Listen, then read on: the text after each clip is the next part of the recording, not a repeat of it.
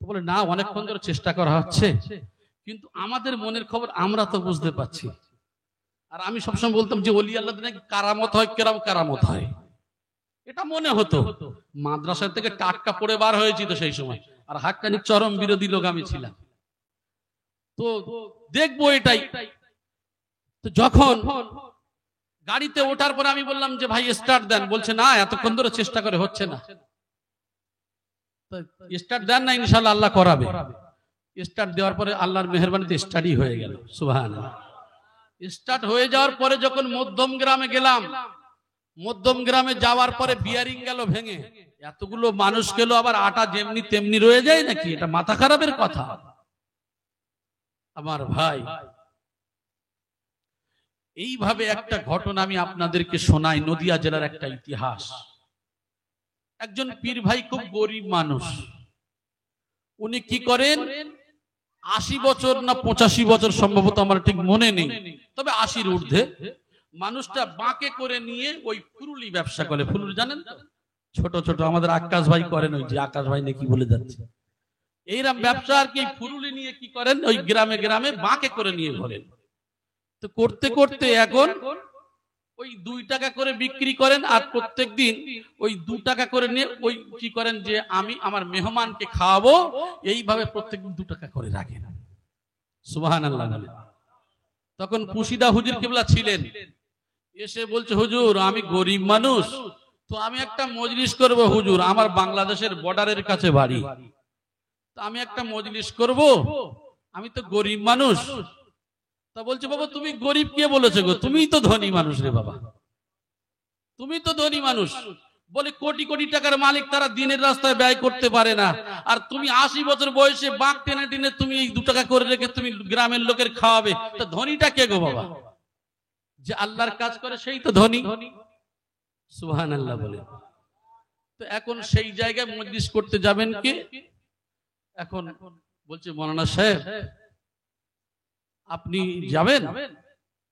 তা যাই হোক, আমরা দুজন গিয়েছিলাম, আল্লাহ আমাদের দুজনকে রাজি করালেন, গেলাম। তা বলছে যে আপনাদের কত খরচ দিতে হবে? আমি বলছি খরচ দিতে হবে না, ফুরুলি খাওয়ালেই চলবে।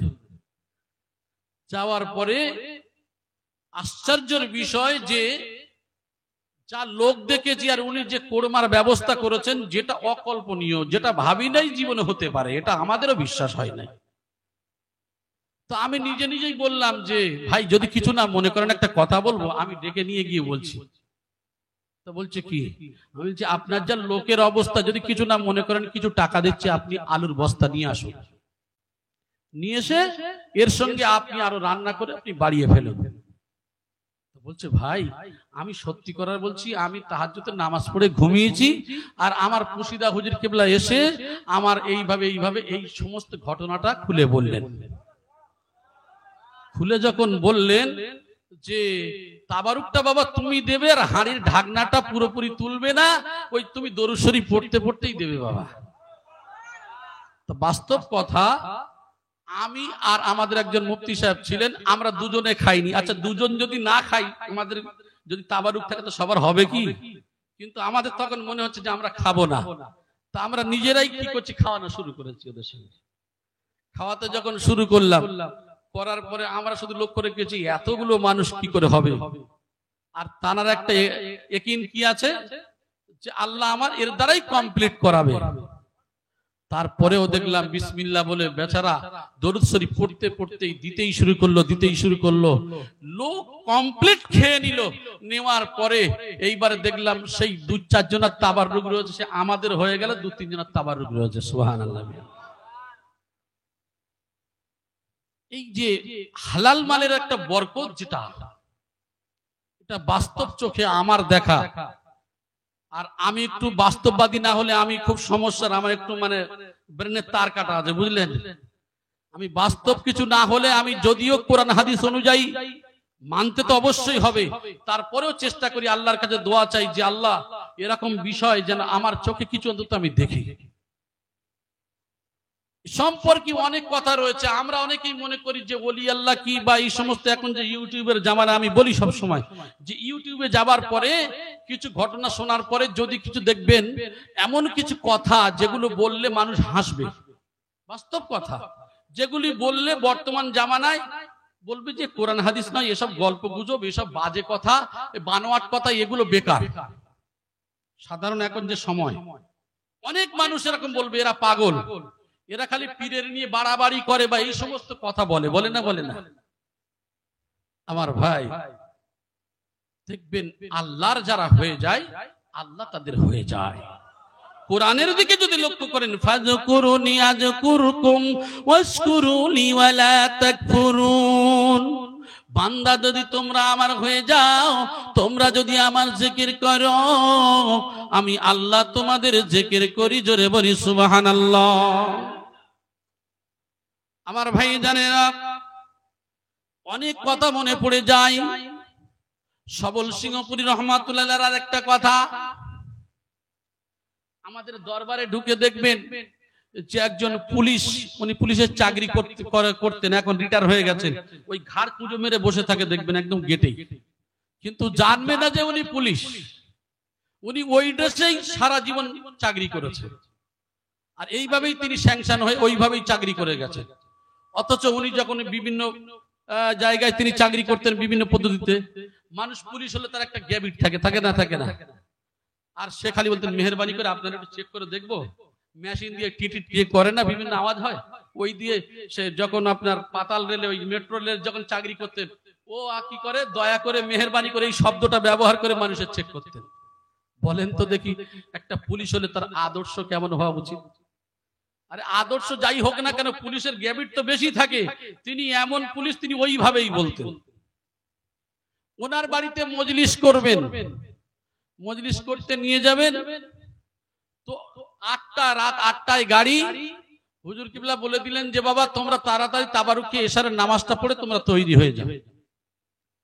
তখন আমাদের হুজুর কিবলার যে জামাই ছিলেন, নঈম মিয়া ছিলেন, আপনারা জানেন, দুলাভাই নামে বেশি চেনেন। তো ঠিক 8টায় সময় দিয়েছে, 8টায় না 9টা আমার ঠিক খেয়াল হচ্ছে না, সামান্য আমার কনফিউজ হচ্ছে। তো যাই হোক, এখন যে টাইমে গাড়ি বলেছে তার আধ ঘন্টা আগে ছেড়ে দিয়েছে। আর এদিকে হুজুর কিবলা বার হয়ে, হুজরা থেকে বার হয়ে বলছে, আরে বাবা পুলিশ সাহেব কোথায় গেল, পুলিশ সাহেব কোথায় গেল, পুলিশ সাহেব কোথায় গেল, হুজুর পুলিশ সাহেব তো এখানে নাই। আরে বাবা গাড়িটা ছেড়ে দিচ্ছে গো। আবার এই টাইম দিয়ে আবার চলে যাচ্ছে, আর মৌলানা সাহেব যে আমাদের এদেরকে নিয়ে গেল না পুলিশ সাহেব, এই বলে হুজুর কিবলা হুজরার মধ্যে ঢুকে পড়লেন। তার 15 মিনিট পরে এসছেন পুলিশ সাহেব। যখন আসার পরে দুলাভাই তখন বলছেন যে কি গো পুলিশ সাহেব, আজকে তোমার গাড়ি গেছে, যাও। আর উনি দেখবেন খুব নম্র ভদ্র মানুষ, সঙ্গে সঙ্গে বলছে কি হয়েছে। শোনার সঙ্গে সঙ্গে উনি আর কিছু না বলেই ব্যাগ ট্যাগ গুলো ধরে নিয়ে, আমরা তো রেডি ছিলাম, তা হুজুর কিবলাকে বলতে যাবো, দেখি হুজুর কিবলা আপনার ওই যে বিছানার উপরে শুয়ে কাপড়টা চাপা দিয়ে শুয়েই আছে। আমরা উঁকি মেরে দেখে চলে আসলাম, বললো তোমরা চলে যাও। যাওয়ার পরে যখন যাচ্ছি ধর্মতলায়, গিয়ে দেখি কেবিনে তালা দিচ্ছে, যে কেবিনের যিনি দায়িত্বে ছিলেন। তালা দেওয়ার সময় তখন আমাদের দেখে ও তখন সঙ্গে সঙ্গে ফোন করতে শুরু করেছে, আর এখানে 4-5 জন মানুষ রয়েছে, নিয়ে যাওয়া হয়নি, তা বাস কোথায়? বলে ধর্মতলার ওই 4 মাথা পার হয়ে যে রোড দিয়ে যাবে ওই রোডেই কি হয়েছে, গাড়িটা খারাপ হয়ে পড়ে আছে। সুবহানাল্লাহ, গাড়িটা খারাপ হয়ে পড়ে আছে। উনি নিয়ে আমাদের দৌড়া, আমি তো জানিনি, তারপর উনি যখন বললেন সেগুলো বুঝতে পারলাম, দৌড়ে আমাদের নিয়ে যাচ্ছেন। নিয়ে যাওয়ার পরে গাড়িতে উঠলাম, ওঠার পরে কি মনে হলো, আমি বললাম যে বাবা স্টার্ট দেন। বলে না, অনেকক্ষণ ধরে চেষ্টা করা হচ্ছে, কিন্তু আমাদের মনের খবর আমরা তো বুঝতে পারছি। আর আমি সবসময় বলতাম যে ওলি আল্লাহ নাকি কারামত হয়, কেরাম কারামত হয়, এটা মনে হতো। মাদ্রাসা থেকে টাটকা পড়ে বার হয়েছি তো সেই সময়, আর হাক্কানি চরম বিরোধী লোক আমি ছিলাম, তো দেখবো এটাই। তো যখন গাড়িতে ওঠার পরে আমি বললাম যে ভাই স্টার্ট দেন, বলছে না এতক্ষণ ধরে চেষ্টা করে হচ্ছে না। স্টার্ট দেন না, ইনশাআল্লাহ আল্লাহ করাবে। স্টার্ট দেওয়ার পরে আল্লাহর মেহেরবানিতে স্টার্টই হয়ে গেল। সুবহানাল্লাহ। স্টার্ট হয়ে যাওয়ার পরে যখন মধ্যম গ্রামে গেলাম, মধ্যম গ্রামে যাওয়ার পরে বিয়ারিং গেল ভেঙে, গাড়ির বিয়ারিং ভেঙে গেছে। ওখান থেকে হুজুরকে ফোন করা হচ্ছে, হুজুর এই এই ব্যাপার। বলে হ্যাঁ গো বাবা, ও বিয়াদবি করেছে গো, ও বিয়াদবি করার জন্য আরো কি হবে আল্লাহ পাকই ভালো জানে, আরো কি হবে আল্লাহ পাকই ভালো জানে। তো তখন আমি চিন্তা করলাম আবার কি হতে পারে রে বাবা, আরে বাবা বেশি বেশি দরুদ শরীফ পড়ো। তো শেষে ওখানে বিয়ারিং তো রাত হয়ে গেছে, তো বিয়ারিং কি করবে, এখন মালিকের দোকান টোকান সম্বন্ধে, তো মালিকের বাড়িতে একটা পুরানো ছিল যেটা বাতিল করেছিল, সেই মাল নিয়ে এসছে। তো কি করবে, সেও তো বিয়ারিং যদি গজা বুঝতে পেরেছেন তো, নড়বড় করছে, খুব একটা ভালো নয়। তারপরে আমার মনে হলো, আমি বললাম এক কাজ করেন, এটা টিউ দিয়ে লাগান, টিউ দিয়ে লাগান। তখন মানুষগুলো আমার মুখের দিকে তাকিয়ে আছে, কিন্তু আমার মনের ভিতরে খালি দিচ্ছে ওই দিকটা। তা টিউ দিয়ে যখন লাগানো হলো, সেখান থেকে গাড়ি ছাড়লো, চলে গেল গঙ্গারামপুরের 8 কিলোমিটার আগে। গাড়িটা আবার নতুন চাকা গেল ফ্র্যাকচার হয়ে। এখানে আর একটা কথা আমি প্রকাশ করব না, উনি নিয়ত করেছিলেন রাতের বেলা মজলিস হুকুম, কিন্তু ওখানে তিনি গিয়ে চিন্তা করেছিলেন যে দুপুরবেলা মজলিস করব। দেখেন এখানে যে সমস্যা, নিয়তের এক একটা সমস্যার জন্য আবার ওই গেল। আমাদের সকাল 7টায় পৌঁছানোর জায়গায় এখন 8 কিলোমিটার ওই এসে গাড়ির চাকা এই যে করে নিয়ে মোটামুটি বিকাল 4টে পর্যন্ত আমাদের পৌঁছাতে হলো। পৌঁছানোর পরে ওখানে গেলাম, যতটুকু মজলিস করার আলহামদুলিল্লাহ করলাম। এখানে আর বেশি বেশি ব্যাখ্যা দিচ্ছি না। এখন বলেন যে কামেল মুর্শিদ আল্লাহর মেহবুব বান্দা যে কথা বলেছেন, এখন আমরা যে মাদ্রাসার ছাত্র, এখন তো আমরা ভাববো যে তাহলে উনি যে কথা বলেছেন তাহলে নিশ্চয়ই উনি গায়েব জানেন। নাউজুবিল্লাহ, গায়েবের মালিক কে? আল্লাহ। কিন্তু আল্লাহ যখন কাউকে জানান সে জানে, গায়েবের মালিক কিন্তু আল্লাহ। যদি কেউ বলেন যে পীর সাহেব গায়েব জানে বা এই আল্লাহর নবী গায়েব জানে, এই যে বিভিন্ন ভাবে যদি বলে, এ আবার সমস্যা আছে অনেক। আর হাক্কানি আঞ্জুমান কোনো বিতর্কে যায় না, আপনারা জানেন।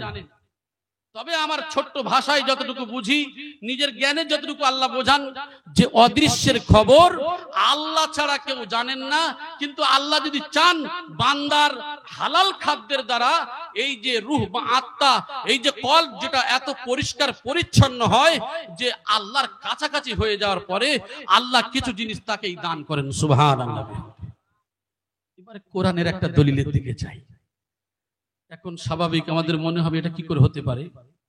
দেখবেন এমন কিছু জ্ঞান আছে যে জ্ঞান কোন মাদ্রাসায় পড়ে, কোন ভালো জায়গায় পড়ে পাওয়া যায় না। সেই জ্ঞানটা কিন্তু আল্লাহ রেখেছেন আল কোরআন। ওয়াল্লামনাহু মিন লাদুন্না ইলমা। আমি আল্লাহ, আমার কাছে এমন কিছু জ্ঞান রয়েছে যেটা আমি আল্লাহ নিজেই দান করি।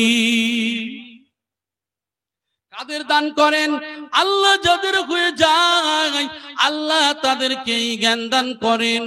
আমার সোনার ভাইয়েরা, একজন মানুষ, এই 2 জন মানুষ, 3 জন মানুষ, 4 জন মানুষ, হাজার হাজার কোটি কোটি মানুষ, এই মানুষের মধ্যে বিভিন্ন ক্যাটাগরির কথা আমি বলেছিলাম।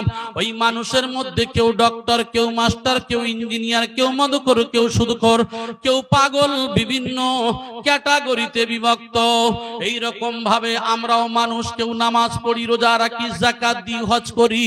কিন্তু এই মানুষের মধ্যে এমন কিছু মানুষ রয়েছে যারা হালাল খেতে খেতে তাদের কলবকে এত পরিষ্কার পরিচ্ছন্ন করেছে যে এই কলবের দ্বারা আল্লাহ পাক রব্বুল আলামিনের অতি কাছাকাছি হয়ে যায়। এটা আমার আপনার চিন্তা করলে অনেক ভাবতে হবে। এই জন্য করে না, ওলি আল্লাহদের সহবত, ওলি আল্লাহদের সহবত, ওই কোন পীর মাশায়েখদের, কোন সুফিয়ে কেরামদের সহবত, এই একটা কি বলবো, খুব গভীরতার মধ্যে যেতে পারলে তারপরে পাওয়া যায়। অথচ সেখানে কোরআন ও হাদিস খুঁজে পাবেন। বাহ্যিক দিক থেকে যেটা আমি মনে করি, যেমন একটা ঘটনা বললে বুঝতে পারবেন, খিজির আলাইহিস সালাম আর মুসা আলাইহিস সালামের ঘটনা। এটা যদি কোরআনের ঘটনা না হতো, আবার মানুষগুলো উড়িয়ে দিতে পারতো, খুব সহজে দিতে পারতো। আপনাদের জানা কি, যখন যাওয়ার পরে কি করলো, ওই যে নৌকো ছিদ্র করে দিল। নৌকা ছিদ্র করে দেওয়ার পরে বললো, তুমি এটা কেন করলে? বললে আমি বললাম না নবী মুসা তুমি আমার সঙ্গে থেকে এগুলো তুমি সহ্য করতে পারবে না? বলছে ঠিক আছে, এবার আমি চুপ করে থাকবো, আর কিছু বলবো না। এরকম ভাবে দেয়াল ভেঙে দেওয়া বা আপনার ওই আরো যে বাচ্চাকে মেরে দেওয়া, যে কাজগুলি করেছেন দেখে মুসা আলাইহিস সালাম পরপর প্রশ্ন করেই গেছেন যে এটা কি করে সম্ভব, এটা কেন করলেন? আচ্ছা বলেন দেখি, একটা মানুষ যদি দেয়াল তৈরি করে, কষ্ট করে তার দেয়াল যদি ভেঙে দেওয়া যায়, এটা খারাপ কাজ না ভালো কাজ? আপনারা বুঝতে পারেন না নাকি? নাকি টান টন দিয়ে ছেড়ে দেবো? কথাগুলো বোঝার চেষ্টা করবেন। নবী মুসা আলাইহিস সালাম বলছেন যে এটা কাজ একটা মানুষ কষ্ট করছে আর আপনি ভেঙে দিলেন। বললাম মুসা তুমি আমার সঙ্গে থাকতে পারবে না, তুমি আমার কার্যকলাপ থেকে সহ্য করতে পারবে না, ঠিক আছে তুমি চলে যাও। বলছে না না এবার সহ্য করব। ওই বাচ্চাকে দেখতে পেয়ে নদী পার হওয়ার পর যখন বাচ্চা দেখতে পেলেন, তার এক থাপ্পড়ে বাচ্চাটাকে মেরে দিলেন। দেওয়ার পর বলছে আপনি এত সুন্দর ফুটফুটে বাচ্চাকে মেরেই দিলেন? বলে হে নবী মুসা আমি তোমাকে বললাম তুমি আমার কার্যকলাপ থেকে সহ্য করতে পারবে না, যাও তোমার সঙ্গে আমার পৃথক হয়ে গেল। তবে শোনো নবী মুসা, এই যে কাজগুলি করেছি এবার তুমি শোনো। ও নবী মুসা এই কাজগুলো একটু শোনো বাবা। ও নবী মুসা সর্বপ্রথম যে নৌকা, এই নৌকাকে আমি ছিদ্র করে দিয়েছি। কেন করেছি শোনো। এই নৌকা যে ঘাটে যাবে, ওই ঘাটে কিছু দস্যুর দল ওই ঘাটে যখন যাবে এই নৌকাকে চুরি করে নিয়ে চলে যাবে। ওই মানুষটার রোজগার শুধু ওই নৌকা চালিয়ে রোজগার করে, ওই তার পেশাটা হলো নৌকা চালানো, ওই নৌকার উপার্জন নিয়ে সে খায়। অতএব এই মানুষটা নৌকার উপার্জন নিয়ে যদি খাওয়া হয়, এই মানুষটার নৌকা যদি চুরি হয়ে যায়, ওই মানুষটার সংসার চালানো বড় কষ্ট হবে। এই জন্য করে আমি খিজির আলাইহিস সালাম এই নৌকাটাকে আমি ছিদ্র করে দিয়েছি, এমন জায়গায় ছিদ্র করে দিয়েছি যে সামান্য পানি উঠতে উঠতে ও যদি ডুবে যায়, নদীর ধারে ডুবে যাবে, পরবর্তীতে ওই নৌকাও পেয়ে যাবে, আবার সারিয়ে নেবে। জোরে বলেন সুবহানাল্লাহ। নবী মুসা আলাইহিস সালাম আশ্চর্য হয়ে গেল, ঠিকই তো, ভালো জিনিস তো, কিন্তু চুরি হয়ে যেত, চুরি হয়ে গেলে উপার্জনের অবস্থা তো খারাপ হয়ে যেত। তাহলে এই যে কাজটা করেছে খারাপ করে নাই না, আপনার কথাটা ঠিকই আছে। ও নবী মুসা দ্বিতীয় কাজটা যে দেখলেন, ওই কাজটা হলো ওই গরিব ছেলেরা, ওরা বড় গরিব, ওদের পিতামাতা কিছু সম্পদ রেখে দিয়েছে, ওরা বড় গরিব না অসহায় মানুষ। আমি এই জন্য করে ওর মালের মলটা যে রয়েছে লুকায়িত ভাবে, ওরা সেটাকে জানে না, এই জন্য করে আমি ভেঙে দিলাম, কারণ ওর মধ্যে থেকে মালমাত্তা গুলো তারা পেয়ে যাবে। তারা পেয়ে যাওয়ার পরে তারা সচ্ছলতা লাভ করবে, কারণ এই মানুষ দুটো নামাজি, মুত্তাকি, পরহেজগার। জোরে বলেন সুবহানাল্লাহ। নবী মুসা আলাইহিস সালাম বুঝতে পারলেন, আহারে এই দেয়ালটা যে ভেঙে দিল, আমি ভাবলাম মানুষগুলো দেয়াল কষ্ট করে দেয়, আর দেয়াল কেন ভেঙে দেয়া হচ্ছে, কিন্তু আমি লক্ষ্য করে দেখলাম যে না, এটা খুব ভালো কাজ। ও নবী মুসা তৃতীয় যে কাজটা আমি করেছি, ওই কাজটা যে একটা বাচ্চাকে আমি মেরে দিয়েছি, ওই বাচ্চা অন্য কেউ নয়, ওই বাচ্চার পিতা মাতা এত ভালো ছিল, ওই বাচ্চাটা বড় হয়ে এমন খারাপ কাজে লিপ্ত হয়ে যেত যে বাচ্চাটা জাহান্নামী হয়ে যাওয়ার উপক্রম হতো। এই জন্য করে আমার যে অবস্থাতে আমি মেরে দিয়েছি, যাতে ওই বাচ্চাটা বড় হয়ে অবিশ্বাসী খারাপ হয়ে না যায়, যাতে এই অবস্থাতে সে জান্নাতি হতে পারে। খিজির আলাইহিস সালাম, মুসা আলাইহিস সালামের ঘটনা যদি কোরআনের ঘটনা না হতো, আমাদের মতন বাহ্যিক ধারী যারা আমরা আগে বলতাম এটা বানোয়াট কথা। কারণ এখানে বুঝতে পারলেন তো যে কাজগুলি করেছে বাহ্যিক দিক থেকে খারাপ না ভালো, কথা বলে। আমরা বাহ্যিক দিক থেকে যে প্রথমে যে দেখছিলাম যে ভেঙে দেওয়া বা মেরে দেওয়া, এগুলো খারাপ কাজ। যখন এগুলো যখন ব্যাখ্যা দিয়ে দিল, ভেঙে দিলে, তখন এটা না খুবই ভালো কাজ। তো আমরা যেগুলি দেখি বাহ্যিক দিক থেকে আমরা মনে এটা ভালো না, এটা বানোয়াট, এটা অমুক, এটা তমুক। এই আভ্যন্তরীণে এই ভিতরে যে প্রবেশ করতে হবে, ওই ঢোকার পরে সে বুঝতে পারবে কোনটা ভালো আর কোনটা খারাপ। এই জন্য করে আমার ভাই জানেরা, আল্লাহর মেহবুব বান্দা যারা হয়, এই পীর মাশায়েখ যারা হয়, আল্লাহ ওয়ালা বুজুর্গানে দিন যারা হয়, ওরা একটা জীবনের মধ্যে প্রবেশ করে, তার নাম হলো তপস্যার জীবন, মুজাহিদা মুশাহিদার জীবন। ওই মুজাহিদা মুশাহিদার জীবনে যে ত্যাগটা করে, যে জীবনটা উৎসর্গ করে, ওই মানুষের জবান থেকে যে কথা বার হয়, আমার আপনার যুক্তিতে, সাধারণ যুক্তিতে, ওই ব্রেন বুদ্ধি ততটা আমার মধ্যে নেই ওইটাকে বিচার করার ক্ষমতা আমাদের নেই। অথচ যদি সেই কথাটা বিচার বিশ্লেষণ বা ঠিক মতন জানা যায়, তাহলে বুঝতে পারবেন ওটাও খুব ভালো জিনিস। তাই তো জানিয়ে দেয়া হলো, আল্লাহর কোরআন জানিয়ে দিল, ফাসআলু আহলায যিকরি ইন কুনতুম লা তা'লামুন। যেটা তুমি জানো না সেটা জ্ঞানীদের কাছ থেকে জেনে নাও। ও আমার ভাই জানেরা, আমার একজন সাধারণ ভাই যেটা জানে সেটা আমি হয়তো জানি না, আর আপনি যেটা জানেন সেটা হয়তো আমি জানি না, আর আমি যেটা জানি সেইটা আপনি হয়তো জানেন না।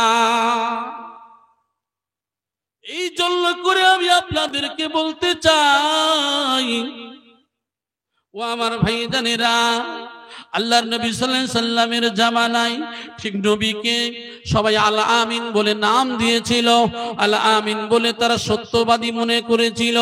আল্লাহর নবী সাল্লাল্লাহু আলাইহি সাল্লাম তার চাচাদেরকে বললেন, ও আবু জেহেল, আবু লাহাব, শোনো, আমি মুহাম্মদ যদি বলি এই পাহাড়ের নিচে শত্রু রয়েছে, আপনাদের আক্রমণ করবে, তাহলে কি আপনারা বিশ্বাস করবেন? বলে, হ্যাঁ হে মুহাম্মদ, তুমি তো কোনোদিন মিথ্যা বলনি, তুমি কথা তো সব সময় সত্য বলো, তোমার কথা আমরা অবিশ্বাস করতে পারি না। আল্লাহর নবী বললেন, তাহলে শোনো, আমি মুহাম্মদ যে কথা বলি সত্য বলি, তোমরা এ কথা নিঃসন্দেহে মানো? বলে, হ্যাঁ। তবে আমি বললাম, লা ইলাহা ইল্লাল্লাহু মুহাম্মাদুর রাসূলুল্লাহ, আমার আল্লাহ হলো এক, আর আমি নবী মুহাম্মদ রাসূলুল্লাহ সাল্লাল্লাহু আলাইহি ওয়াসাল্লাম আল্লাহর প্রেরিত পুরুষ রাসূল, আমি হলাম আল্লাহর দাস। বলে, তুমি মিথ্যাবাদী। এতক্ষণ সব বিশ্বাস করেছে, আর যখন এই কথাই বলেছে তখন মুহাম্মদ তুমি মিথ্যাবাদী। কেন? নিজেদের আমিত্ব চলে যাবে, নিজেদের সর্দারগিরি চলে যাবে, নিজেদের আমিত্বকে চলে যাওয়ার জন্য এই জন্য করে তারা অবিশ্বাস করেছে। কিন্তু যত কিছু উপঢৌকন, টাকা পয়সা, মালমাত্তা, সেই সময় আমানত যদি রাখতে হয়, মুহাম্মাদুর রাসূলুল্লাহ সাল্লাল্লাহু আলাইহি ওয়াসাল্লামের কাছে মালগুলি রেখে দিতেন। মালগুলি কেন রাখতেন? যে মুহাম্মদ জীবনে কারোর টাকা মারবে না, মুহাম্মদ কারোর মাল খেয়ে নেবে না, মুহাম্মদ আমানতের খেয়ানত করবে না, মুহাম্মদ জীবনে খারাপ কাজগুলি করবে না। এই জন্য করে আল্লাহর নবী সাল্লাল্লাহু আলাইহি ওয়াসাল্লামকে বিশ্বাস করার পরে আল্লাহর নবী সাল্লাল্লাহু আলাইহি ওয়াসাল্লামের কাছে মালগুলি রেখে দিতেন। যখন তারপরে আল্লাহর নবীকে শত্রুতা করে সুদূর মক্কা থেকে মদিনায় হিজরত করবেন, হযরত আলীকে ডাক দিলেন, আলী রে, আমার কাছে তাদের কিছু মাল সামগ্রী রয়েছে, কিছু আমানত রয়েছে, এই আমানতগুলো তোমার কাছে দিয়ে দিলাম, এই মালগুলি সঠিক সময়ে এই ব্যক্তির কাছে আমানতগুলো ফিরিয়ে দিও। নবীর কথাগুলি শুনতেন বটে, সবকিছু করতেন, কিন্তু করার পরেও তারা এমন সমস্যার সম্মুখীন হতেন, দেখা যাচ্ছে এই সমস্যার সম্মুখীন হয়ে জেনেও তারপরেও তারা মিথ্যা বললেন নিজেদের সর্দারগিরি চলে যাবে বলে। সেই নবীর আদর্শটা কি? আল্লাহর নবীর আদর্শ, আল্লাহর নবীর আখলাক। আল্লাহর নবী কি বলেন? হে বিশ্ববাসীরা, তোমরা আল্লাহর কোরআনের হুকুম মতো চলবে, আর আমি নবী আমার তরিকা অনুযায়ী চলবে। কারণটা কি? তিনি কেমন তরিকা দেখালেন? ও বাবা, তোমরা নামাজ, আল্লাহর হুকুম, তোমরা নামাজ পড়বে, রোজা রাখবে, যাকাত দেবে, হজ করবে। তোমরা কি করবে? ইতিম প্রতিবেশী পিতা মাতাদের হককে আদায় করবে।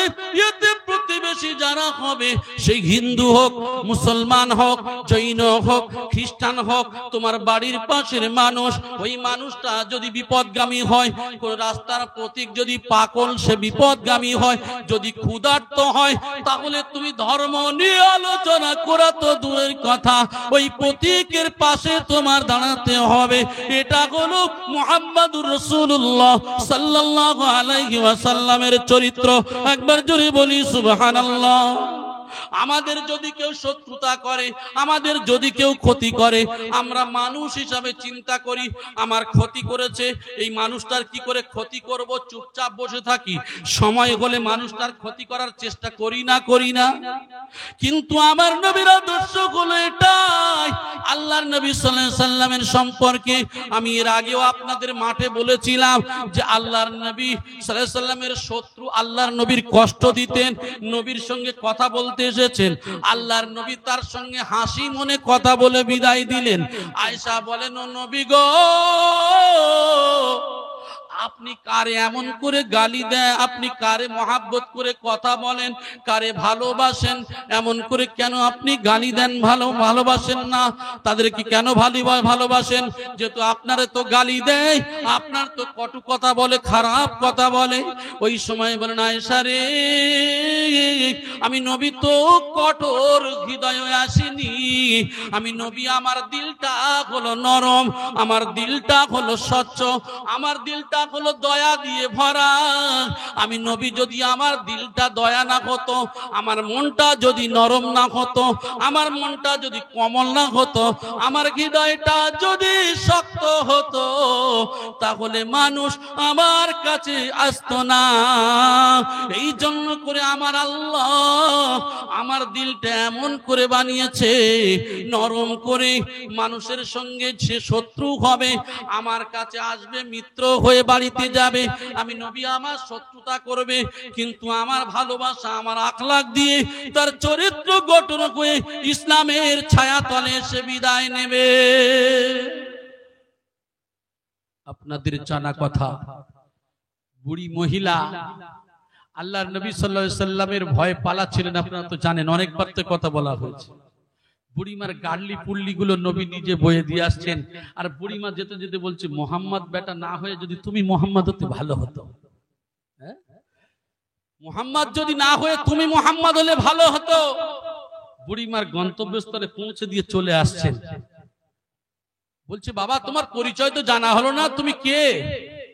বলছে, ও বুড়িমা, আপনি যে মোহাম্মদের ভয়ে পালিয়ে যাচ্ছেন, আমি অন্য কেউ নয়, আমি হলাম সেই মোহাম্মদ।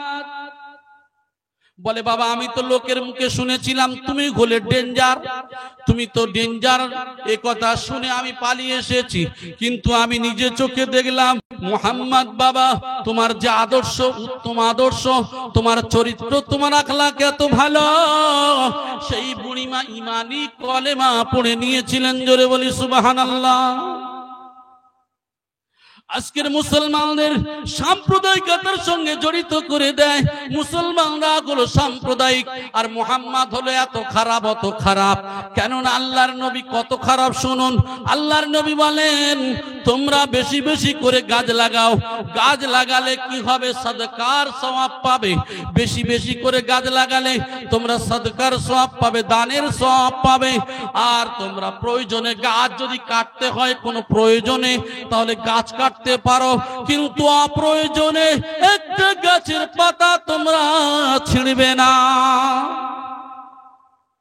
কেন বললেন? আল্লাহর নবী শুধু কোরআন হাদিসের ছাত্র ছিলেন না, আল্লাহর নবীর মধ্যে সায়েন্সও ছিল। জোরে বলেন সুবহানাল্লাহ। নবী কি বললেন? বললেন, গাছ তোমাদের বন্ধু, কারণ এই গাছ তোমাদেরকে অক্সিজেন দেয়। জোরে বলেন সুবহানাল্লাহ। এই গাছ তোমরা যে অক্সিজেন নিয়ে যে কার্বন ডাই অক্সাইড ছাড়ো, আবার ক্লিন করে, পরিষ্কার করে আবার তোমাদের অক্সিজেন দেয়। জোরে বলেন সুবহানাল্লাহ। তাই প্রয়োজন হলে তোমরা গাছ কাটতে পারো, কিন্তু অপ্রয়োজনে একটা গাছের পাতা ছেঁড়া যাবে না। কার কথা? মুহাম্মদ সাল্লাল্লাহু আলাইহি সাল্লামের কথা। আল্লাহর নবীর আদর্শটা যদি এমন হয়, তাহলে সেই নবী বলতে পারেন, কোন মানুষকে মারো, কোন মানুষকে হত্যা করো, কোন মানুষকে কষ্ট দাও। আল্লাহর নবী এতিমদেরকে ভালোবাসতেন, ক্ষুধার্ত যারা ছিল তাদের খাওয়াতেন। আল্লাহর নবী যারা অত্যাচার করতেন তাদের মহাব্বত করে তাদের কাছে বসাতেন। জোরে বলেন সুবহানাল্লাহ। একজন অমুসলিম এসে মসজিদে প্রসাব করছেন, আল্লাহর নবীর খলিফা হযরতে উমরের চোখ লাল হয়ে গেল যে ওই ব্যাটারে ধরে একেবারে শিরচ্ছেদ করে ফেলবো। বড় বড় চোখ পার করছে। আল্লাহর নবী বলছে, ওমর তুমি ডিস্টার্ব করো না, আর প্রসাবটা পরিপূর্ণ হতে দাও। কারণ প্রসাব করতে করতে যদি বাধা দেয়া হয় তাহলে মানুষটার বড় কষ্ট হবে। প্রসাবটা পরিপূর্ণ হয়ে যাক। প্রসাব হয়ে গেল, মানুষটাকে ডাকলো, বাবা তুমি কি জানো এই জায়গাটা কোন জায়গা? বলে এই জায়গাটা হলো মুসলমানদের উপাসনালয়। বাবা কোন উপাসনালয়ে এইভাবে প্রসাব করতে নেই। ওই মানুষটা তখন বলল, হে মুহাম্মদ, আমি তো এটাই পরীক্ষা করার জন্য এসেছিলাম। আমি শুনেছি নাকি আপনি শুধু বাদশাহ, কিন্তু বাদশাহ হলে তো এমন অন্যায় করলে তাকে শুলে চড়িয়ে দিত, বাদশাহ হলে তার ফাঁসির মঞ্চে ঝুলিয়ে দিত। আপনি তো শুধু বাদশাহ নন, আপনি বাদশাহ দিকের শাহেনশাহ। জোরে বলেন সুবহানাল্লাহ। কারণ আপনার আদর্শ, আপনার আখলাক এত ভালো, আমি তো বুঝে উঠতে পারি নাই। কারণ আমি যে কাজটা করেছি অ্যাকচুয়ালি এটা মাফ করার মতো নয়, কিন্তু আপনি কত মিষ্টতার সঙ্গে আমার কাছে এই কথাটা বললেন। হে রাসূল, আমি আপনার কথা শুনে আমার মনটা, দিলটা অনেক নরম হয়ে গেছে যে কোনো উপাসনালয়ে এমন কাজ করতে নেই। তাহলে আল্লাহর নবী সাল্লাল্লাহু আলাইহি সাল্লামের আদর্শটা কেমন? আর আমাদের আদর্শ কি? আমরা মনে করি হিন্দু ভাইরা পূজা করে ঠাকুরগুলো ভেঙে দিই, মনে করি আমরা মুসলমানরা হিন্দুদেরকে মেরে পিটে মুসলমান বানাই। অনেক হিন্দু ভাইরা মনে করে মেরে পিটে মুসলমান না হিন্দু বানায়। আসলে কোন ধর্মের মধ্যে যারা প্রকৃত ধর্মের জ্ঞান রাখেন, কোনদিন দেখবেন কোন মানুষের প্রতি হিংসা করে না, কোন মানুষের ছোট মনে করেন না। আসলে মানুষের কাজ হবে মানুষকে ভালোবাসা, মানুষের কাজ হবে সমস্ত প্রাণীকুলকে মহাব্বত করা। ইরহামমান ফিল আরদি ওয়া ইয়ারহামুকুম মান ফিস সামা। আল্লাহ বলছেন, আল্লাহ নবী সাল্লাল্লাহু আলাইহি ওয়াসাল্লাম হাদিসে উল্লেখ করেছেন যে আমার সৃষ্টি জীবকে দয়া করে, আমি আল্লাহ তারে দয়া করি। জোরে বলেন সুবহানাল্লাহ। তাহলে চিন্তা করে দেখেন, আল্লাহর সৃষ্টি জীবকে দয়া করলে আল্লাহ দয়া করেন। তাহলে আমি যে কথা এতক্ষণ বলতেছিলাম, আজকের বলার উদ্দেশ্য হলো, তাহলে এই যে এতিম প্রতিবেশী যারা দূরবর্তী হোক আর নিকটের হোক, আর আত্মীয় হোক আর অনাত্মীয় হোক, যে আমার আপনার আশেপাশে আছে, এগুলি সব আমাদের প্রতিবেশী। সে দূরের প্রতিবেশী আবার হয়, কাছের প্রতিবেশী হয়। তাহলে ইসলাম এই শিক্ষা দেয় যে প্রতিবেশীদেরকে ভালোবাসতে হবে। তুমি একই অফিসে কাজ করো, তোমার যে কলিগ রয়েছে, তোমার যে সঙ্গী রয়েছে, সাথী রয়েছে, কোনো অসুবিধায় পড়ে দুদিন অফিসে আসতে পারে নাই, তার প্রতি আমরা হিংসা করি না? আজকের এই যে সঙ্গী সাথীদেরকে আমরা কেন করব? কারণ রোগ তো দেওয়ার মালিক কে? আল্লাহ। তাহলে ওই সাথী সবাই সমান কাজ করতে পারে না, একটু 19-20 হলেও তুমি মানিয়ে নিও। তোমার সঙ্গী সাথীদের সঙ্গে ভালো ব্যবহার করবে, তোমার সঙ্গী কলিগদের সঙ্গে ভালো আদর্শ, ভালো আখলাক চরিত্র দিয়ে তুমি চলাফেরা করবে। এটা আদর্শটা কার? আল্লাহ পাক রব্বুল আলামিন শিখিয়ে দিচ্ছেন। আর এই আদর্শ হলো মুহাম্মদ সাল্লাল্লাহু আলাইহি সাল্লামের। সুবহানাল্লাহ।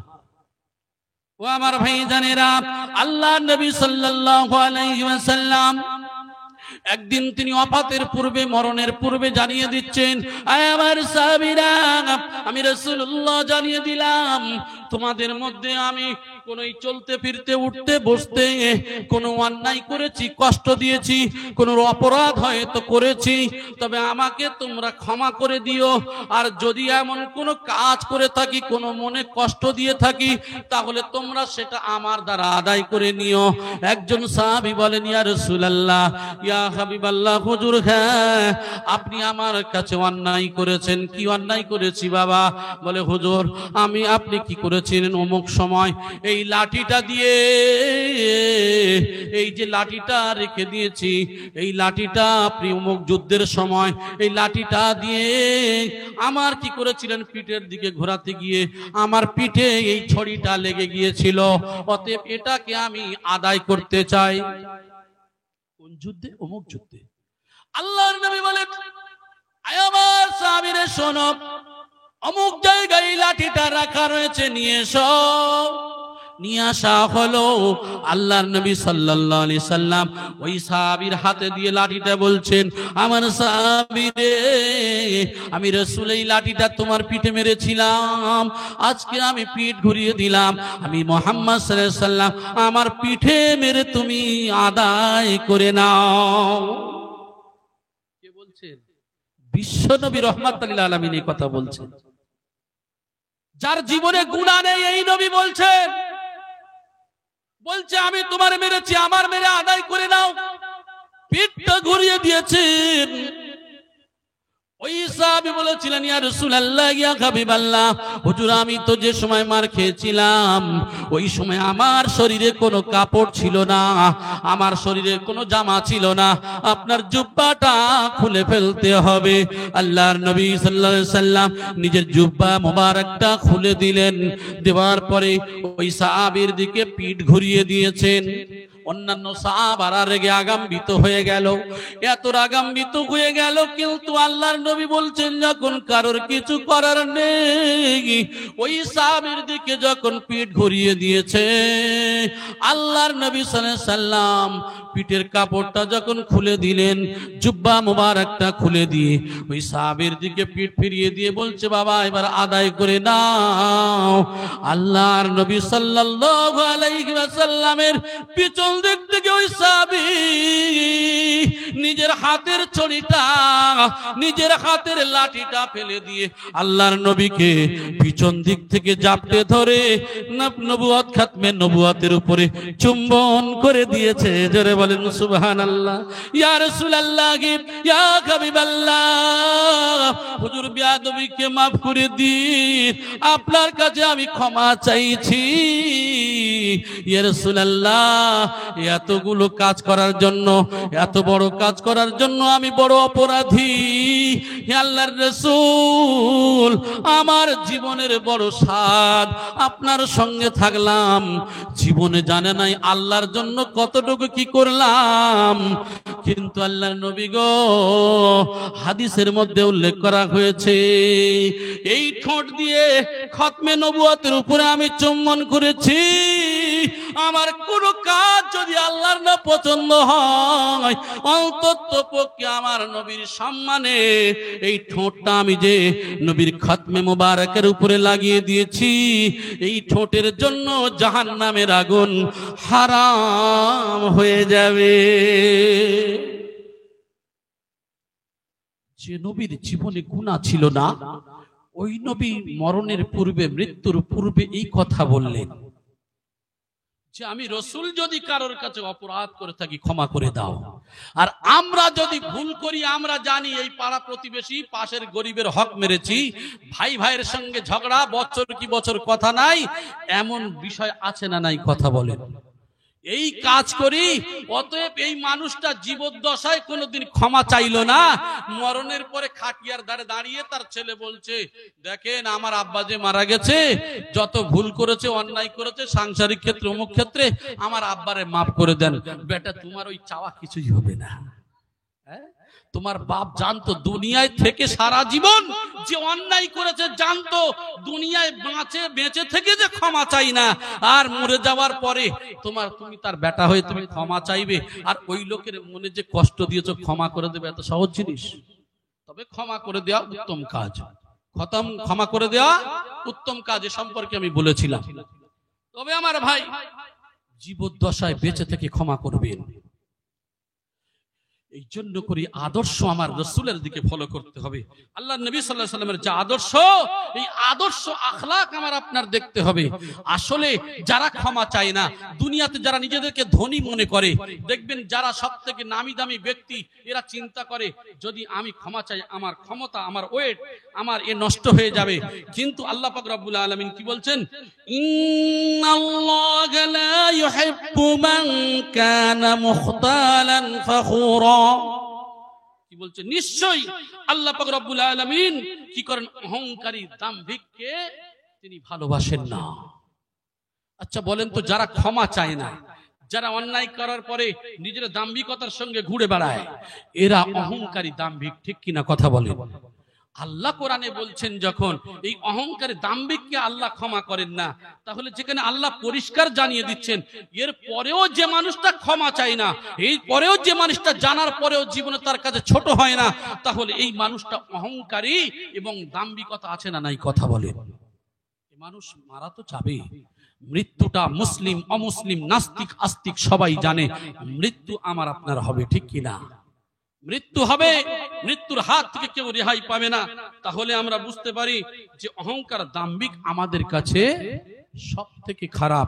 অহংকার দাম্ভিক নিয়ে চললে জীবনটা বেকার, আমার আপনার দুনিয়াও যাবে আর আখিরাতও শেষ হয়ে যাবে।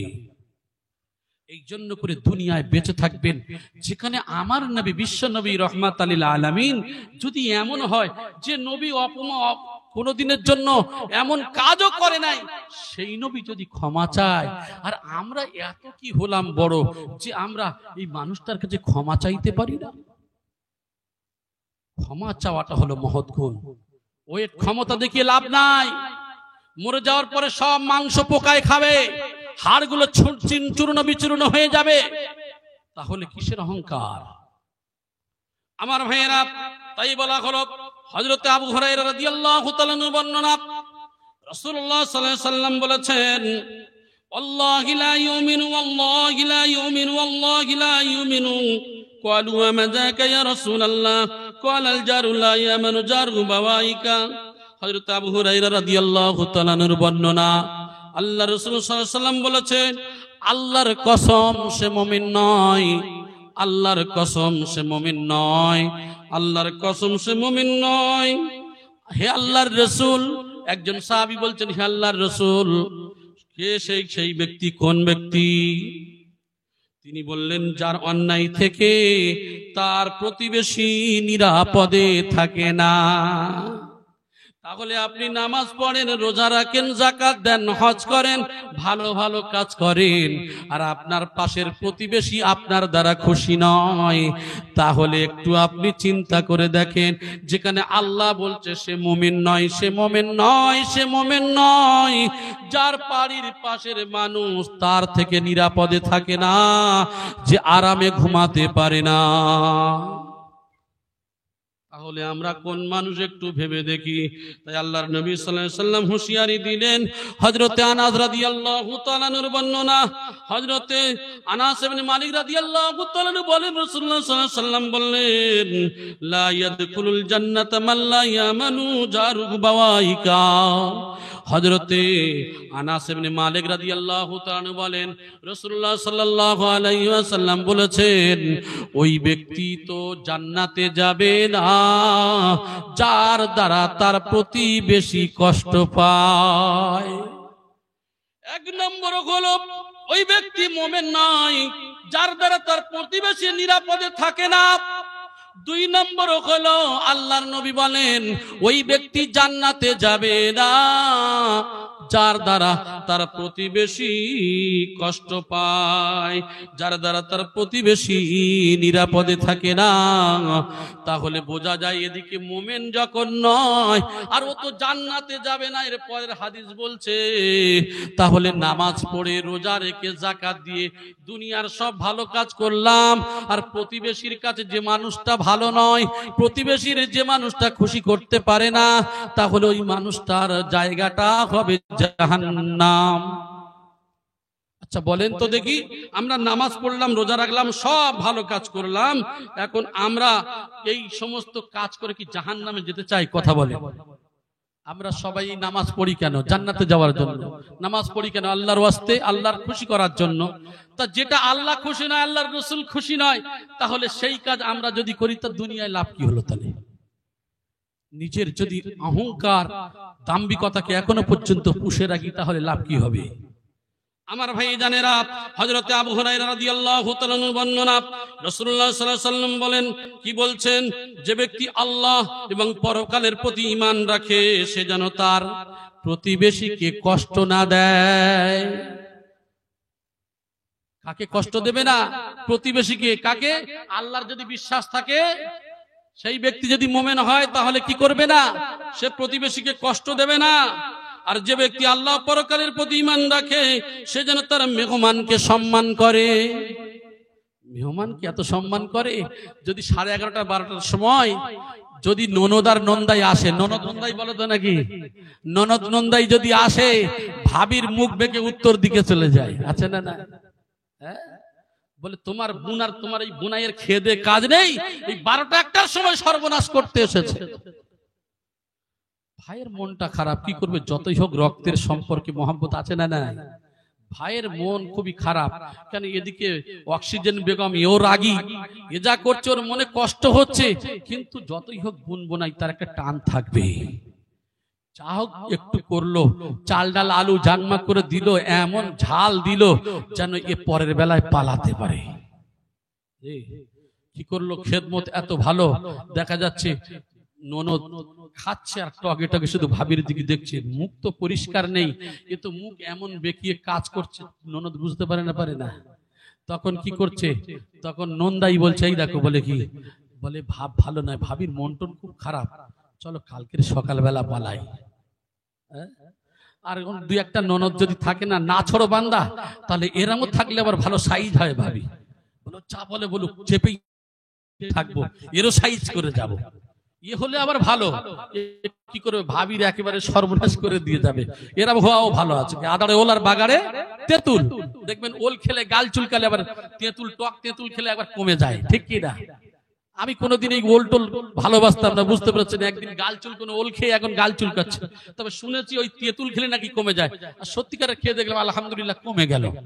তখন থেকে বুঝতে পারলাম যে বয়স্ক মানুষরা বলে আমাদের দেশীয় ভাষায়, আদারে ওল আর বাগারে তেঁতুল, এ সাইজ ভালো হয়। তো দেখবেন এমন ননদ আর নন্দাইও দরকার আছে বা হয়। আমার ভাইয়েরা, এখানে যখন আল্লাহ পাক রব্বুল আলামিন বলছেন যে তোমরা একমাত্র তোমাদের প্রতিবেশীদেরকে কি করো? সম্মান করবে। কারণ সাইলকে ধমক দিতে মানা করলেন কে? আল্লাহ। আমার ভাই জানেন না, নবী আমার কি করলেন? মসজিদে নববী থেকে একজন মেহমানকে বাড়িতে নিয়ে গেলেন। আয়েশা, আমার বাড়িতে একজন মেহমান এনেছি, আল্লাহর কসম করে বলি, ইয়া রাসূলুল্লাহ, ইয়া হাবিবাল্লাহ, হুজুর আমার বাড়িতে পানি ছাড়া আর কিছু নাই। যে নবী বাদশাহদের শাহেনশাহ, যে নবী লিডার, যে নবী হলো শাহেনশাহ, সেই নবীর বাড়িতে পানি ছাড়া কিছু নাই। ওই নবী বলছেন, আয় আমার সাহাবীরা, তোমরা কি আছো? এই মেহমানকে মেহমানদারি করবে। একজন সাহাবী বলে, আমি করব। তার বাড়িতে নিয়ে যাওয়ার পরে কি করলেন? 2টা বাচ্চার খাবার রয়েছে, সেই 2টা বাচ্চাকে ঘুম পাড়িয়ে দিয়ে মেহমানের মেহমানদারি করবে। ওই রুটিগুলো তাকেই দিলেন, আর বিবিকে বলল, বিবি রে, লাইটকে বন্ধ করে দেবে, ওই ল্যাম্পকে বন্ধ করে দিয়ে আমরা খাওয়ার ভান করব, আর উনি যেন পেট ভরে খেতে পারে। এই বলে ল্যাম্পকে খাবার দিতে গিয়ে বন্ধ করে দিয়ে মেহমানের সঙ্গে মেজবান মুখে খাবার তোলে, আর উনি পেট ভর্তি করে খায়। জোরে বলেন সুবহানাল্লাহ। এরপরে আল্লাহর নবীর কাছে খবর গেল। আল্লাহর নবী বলেন, সাহাবী রে, তোমার এই কাজের দ্বারা আমার আল্লাহ এত খুশি হয়েছে যে আমার আল্লাহ জিবরাইলের দ্বারা আমি রাসূল আমার কাছে খবর দিয়েছে। কি আদর্শ! বলে মেহমানের মেহমানদারি করা একটা ভাগ্য। আল্লাহর নবী তাই বললেন, তোমার বাড়িতে যদি মেহমান যায় তাকে ধমক দিয়ে দিও না, সরিয়ে দিও না। ওরে আত্মীয় স্বজন তো দূরের কথা, তোমার বাড়িতে যদি ভিখারি যায় তুমি খবরদার ধমক দিয়ে তাড়িয়ে দিও না। পারলে তুমি তাকে, তোমার বাড়িতে যদি কিছু তাকে খেতে দাও, যদি নাও থাকে একটু তুমি পানি তুলে দাও, যদি তাও না থাকে একটু মুখের মিষ্টি ভাষা দিয়ে তাকে বিদায় দাও, তাকে দূরে সরিয়ে দিও না। আমরা কিন্তু খেদমত করি, কি খেদমত? বাড়িতে একটা চট পড়েছিল, জীবনে পা মুছে মুছে বাতিল হওয়া মাল, ওইটাকে দিয়ে বলছি ওখানেই বসো। বারান্দার বাইরে দিয়ে চটের উপরে বসিয়ে দিয়ে একটা থালা মুরগির ভাত দেয়া হতো বা কোনো আপনার অন্যান্য প্রাণীর দেয়া হতো, সেটা আলাদা করে রাখা ছিল, ধুয়ে মেজে পরিষ্কার করে তাতে দিয়েছে। তবে আপনাদের মেদিনীপুর জেলার মানুষের মন ভালো, আমাদের 24 পরগনার কথা বলছি। ও আমার ভাইয়েরা, আমার খুদির কিবলা গতবারে কয়েক সপ্তাহ আগে বলেছিলেন, ও বাবা ওটা তোমার মেহমান, ওটা তোমার মেহমান শুধু নয়, ওটা হলো আমার নবীর মেহমান। আমার নবীর মেহমান নয়, ওটা হলো আমার আল্লাহর মেহমান। মেহমানকে সম্মান করো, মেহমানকে সম্মান করো। তাই আল্লাহর নবী জানিয়ে দিল, যে ব্যক্তি আল্লাহ এবং পরকালকে বিশ্বাস করে সে যেন এই সমস্ত ব্যক্তি অর্থাৎ মেহমানদেরকে সম্মান করে। কোথায় আমাদের ঈমান? কি হবে জানি না, চলতে ফিরতে উঠতে বসতে আমাদের ঈমান কিভাবে ধ্বংস হয়ে যাচ্ছে আল্লাহ পাকই জানে। এই জন্য করে কেমন কামেল ওলি আল্লাহরা কেন এই সপ্তাহে এই কোরআনের মজলিস করেছেন, এত দিনের দাওয়াত দেওয়ার চেষ্টা, আর কেন এই সমস্ত ভাইয়েরা প্রায় হাজার হাজার লক্ষ লক্ষ টাকা খরচ করে বিভিন্ন জায়গায় দিনের দাওয়াত দিচ্ছেন কোরআন হাদিস শোনানোর জন্য। এই কোরআন হাদিসের মাজা ঘোষা যদি না থাকতো, কোরআন হাদিস যদি না শুনতো, মানুষ যতটা বাজেয়াপ্ত হয়েছে, আরো মানুষের দিলের মধ্যে জং পড়ে গিয়ে আরো এই দুনিয়াও ধ্বংস হতো, আখিরাতও ধ্বংস হয়ে যেত। আমার ভাই, দেখবেন কোরআন হাদিসের কথা যখন কোনো মানুষ শোনে, দেখবেন তার মনে হয় ইস, এগুলো তো আমার মধ্যে ভুল আছে, এগুলো আমিও তো ভুল করি, না আগামী তার করবো না। কিন্তু এই মানুষটা শুনছে, তার মনের ভিতরে এইভাবে পরিবর্তন হচ্ছে।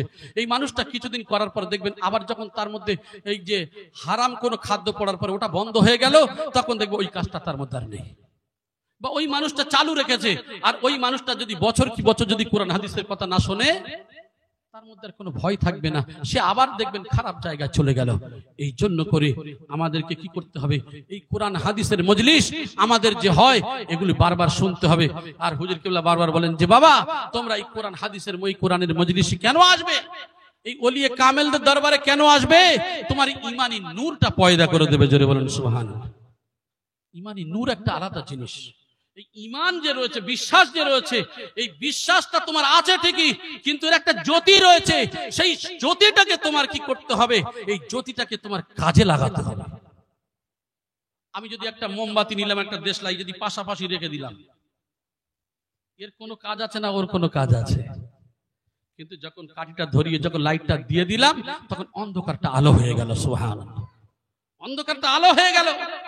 ঠিক তদ্রূপ যে ঈমান এমন একটা জিনিস, ঈমান তো থাকবে বিশ্বাস, কিন্তু এই বিশ্বাসটাকে নিয়ে তুমি যে আমলে পরিণত করবে, এই আমলে পরিণত করতে গিয়ে তো সাহাবারা নবীর দরবারে গিয়েছিল। সাহাবাই কেরাম তারা সাহাবা হলেন কেন? এই নবীর দরবারে গিয়ে তারা নবীর কথা মতো আখলাক চরিত্র এগুলো ফলো করেছে, তারা ওইভাবে জীবন গঠন করেছে, তাই হয়ে গেছে সাহাবা। সুবহানাল্লাহ। সাহাবা, তাবে তাবেঈন, আইম্মা মুজতাহিদিন, বর্তমানে আউলিয়া কেরামরা সেই একই পদ্ধতি। আজকে আমরা বলি ওলি আল্লাহ মেনে কি হবে? আরে ওলি আল্লাহ মেনে কি হবে? তুমি কারে মানছো? তুমি তো কোনো মানুষ, কোনো আলেমের তুমি ফলো করছো, তো ওটাই তোমার জন্য ওলি, ওটাই তোমার জন্য অভিভাবক। আমার ভাই, এই সম্পর্কে অনেক কথা রয়েছে। তো যাই হোক, আজকে আমাদের তাই হাদিসের মধ্যে বলা হয়েছে ফাল ইউকরিম যায়ফাহু, তাহলে তুমি মেহমানকে সম্মান করবে, মেহমানকে সম্মান করবে। ওয়ামান কানা ইউমিনু বিল্লাহি ওয়াল ইয়াউমিল আখির ফালিয়াকুল খায়রান ওয়া লিয়াসমুত।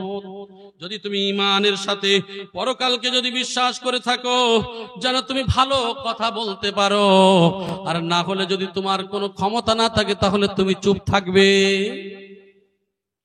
ভালো কথা বলার ক্ষমতা থাকলে তুমি বলো।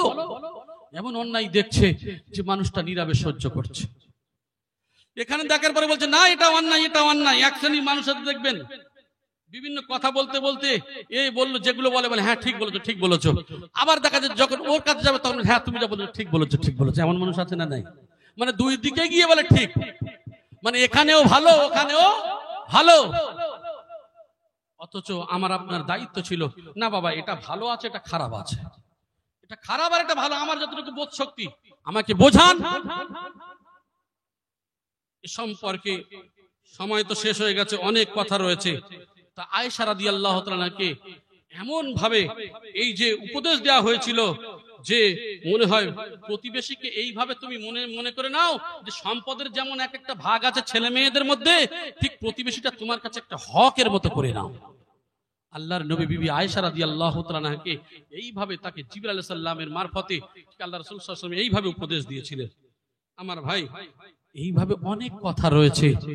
আমরা অনেকে কি করি, একটা ঘর রয়েছে তার সঙ্গে প্রতিবেশী দেয়াল তুলে আর একটা রুম বানাবে, বলে এই তুই আমার দেয়ালের সঙ্গে জুড়বি না, কি করবি ফাঁকা রাখ। কি করলে একটা সামান্য জায়গা রেখে 6 ইঞ্চি কি 1 ফুট জায়গা রেখে দেয়াল আলাদা তুলতে হলো কেন? গন্ডগোল করবে। আচ্ছা বলেন দেখি মাঝখানে যে 1 হাত জায়গা বা 1 বিচাকর বা 1 বিঘত যে জায়গাটা বেকার হলো, ওই জায়গাটা কোনো কাজে আসবে কি? কোনো কাজে আসবে না। বরং হুজুর কেবলা তার ভাষা একটা বলছিলেন যে বাবা এই যে তুমি কোনো প্রতিবেশীকে এইভাবে মানা করবে না, 1 হাত 1 বিঘত জায়গার জন্য ঝগড়া করবে না। ওই জায়গাটা যদি তোমার হয়, যদি কোনো মানুষকে দাও তাহলে তুমি সারা জীবন সাদকার দানের সওয়াব পাবে, সুবহানাল্লাহ। আর যদি তুমি তো জানো তার হকটা যেন মেরে দিও না বাবা।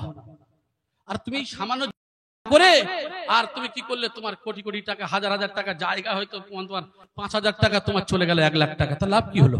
দুনিয়াও ধ্বংস আখিরাতও ধ্বংস বাবা। এই সমস্ত কাজ করবে না। এই যে সমাধান আমরা যে পাই এই সমস্ত কামেল ব্যক্তিদের কাছ থেকে সমাধান নিয়ে আমরা শুধু গিয়ে ওই কান্নাক পাক দিয়ে চলে আসি, ব্যাস ওই পর্যন্ত। কিন্তু আমার আপনার কান্নাক পাক দিতে হবে না।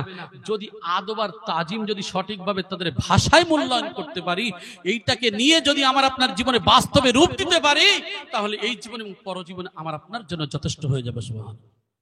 আমার ভাই সম্পর্কে, প্রতিবেশী সম্পর্কে আমি এই পর্যন্ত প্রায় অনেক মজলিস আপনাদের এখানে করলাম, কিন্তু আমি প্রতিবেশীর হাদিসগুলো সবসময় যেন কমপ্লিট করতে পারি না। ওই 2-4টে হাদিস বললেই আমার টাইম শেষ হয়ে যায়। যাই হোক ইনশাআল্লাহ আগামীতে যদি আবার আল্লাহ তৌফিক দেন আবার রাখবো। তবে আমার ভাই প্রতিবেশীর ব্যাপারে অনেক হাদিস আলোচনা করা হয়েছে।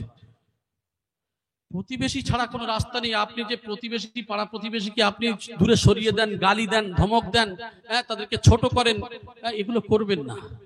প্রতিবেশীর হক মারাত্মক জিনিস। যে প্রতিবেশীর কষ্ট দিলে আপনি জাহান্নামে যাবেন, সেই প্রতিবেশীর আপনি কষ্ট দেন কেন? আমার ভাই আল্লাহ যেন প্রত্যেকের হিফাজত করেন, বলি না আমিন। তবে হ্যাঁ, প্রতিবেশীর কষ্ট দিয়ে আমার অনেকেই চিন্তা করবে, এখন প্রতিবেশী সে কি করলো, এসে 1 বোতল মদ নিয়ে এসে এখন বলছে এই মদটা খেতে হবে, এখন প্রতিবেশী কষ্ট পাবে এই জন্য খেতে হবে নাকি? কথা বলেন না। আসলে যেটা হারাম জিনিস, প্রতিবেশী যত কষ্ট পাক না কেন এতে আমার কিছু আসে যায় না। পিতামাতার বাদশার মতন খেদমত করবে, কিন্তু পিতামাতা যদি আপনার যদি বলে এই আল্লাহর নাফরমানি কাজ কিছু আছে যে বাবা তোমার এই কাজটা করতে হবে, তাহলে বাম্মার এই কথাটা আদেশটা মানা যাবে না। বাম্মার খেদমত করবে, সব করবে, কিন্তু বাম্মা যদি আপনার নাজায়েজ হারাম কাজের উপদেশ দেয় সেটা কিন্তু আপনার অমান্য করতে হবে। এটা আপনার জন্য ফরজ। কথা বোঝা গেল না? গেল না? কারণ একটু ভেঙে দিলাম, আবার না হলে তো চালাক বলবে যে দেখেছো এই বলে গেছে আর এরা দেখে এই করে করে বেড়ায়। আমার ভাই আমরা মানুষ খুব ভালো চিন্তাশীল জীব, এমন চিন্তাশীল জীব সবসময় কুধারণাটা বেশি রাখি, ভালো ধারণা আমাদের মধ্যে খুবই কম। আল্লাহ যেন হিফাজত করেন, বলি আমিন। এই জন্য করে কামেলিনদের দরবারে কেন যাবো, ওলি আল্লাহদের দরবারে কেন যাব? আসলে তাদের দরবারে গেলে আমি যে কথা বলছিলাম যে ইমানি নূরটা আমাদের মধ্যে পয়দা করে দেবে, এবং আমরা এই কোরআন হাদিসকে সঠিকভাবে চিনে জেনে আমরা কি করব, ইহজীবনে এবং পরজীবনে আমরা সঠিকভাবে চলতে পারবো। আল্লাহ পাক রব্বুল আলামিন যেন আমাদের প্রত্যেকের কামেল মুর্শিদের স্কিমগুলো বিনা কাজায় 5 ওয়াক্ত নামাজ, কোরআন ওয়াজিফা, রিজকি হালাল আর তাকওয়া পরহেজগারির সঙ্গে আল্লাহ যেন চলার তৌফিক দান করেন, আমিন সুম্মা আমিন। ভাষার মধ্যে বলার মধ্যে